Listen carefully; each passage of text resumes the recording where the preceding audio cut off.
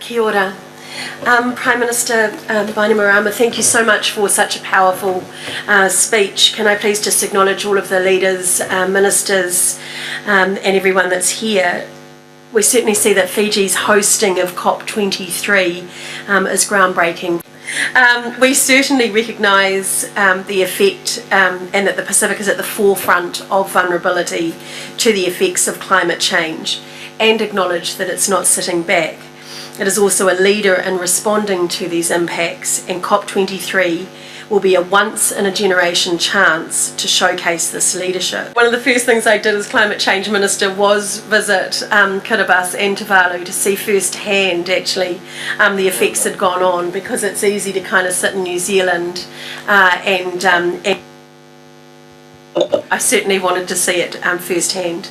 New Zealand is very disappointed that the US has decided to withdraw from the Paris Agreement, but as with other leaders here, we have hope that they too can stay with us, and I heard your call out that the door remains open, and I think, sir, that's a really important message that we can bring.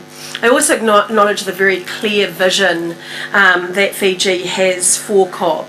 And I'm particularly pleased to see the focus on advancing the Paris Agreement work programme, the commitment to upholding advancing Paris Agreement, and including by designing the 2018 facilitative dialogue. I've got to say, both my colleagues here and yourself have given me plenty to think about just in your own addresses as to other things that we could be advancing with that work. We would very much like to propose that there is an emphasis on sustainable agriculture and fisheries, access to finance for adaptation, renewable energy, clean water and affordable disaster. In 2015 we each went through an extensive process of developing it.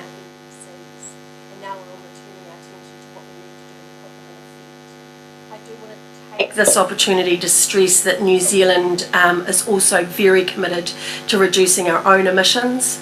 It's one thing to stand here, but I think we also have to be showing the action that we're doing onshore, and that is an extensive domestic work program that I have undertaken. We're now at 84% renewable energies. We've got a number of other initiatives, planting and others, that we will continue to do to make sure that we're domestically doing our bit.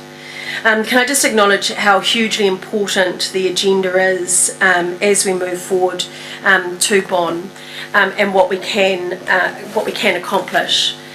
We know that Fiji is keen on agriculture's role in reducing emissions and adapting to climate change as part of the action agenda in COP23, and we've given thought to how to support this. So, and just in recognition of time and other leaders, I'd like in the day or in bilaterals if there's opportunities there.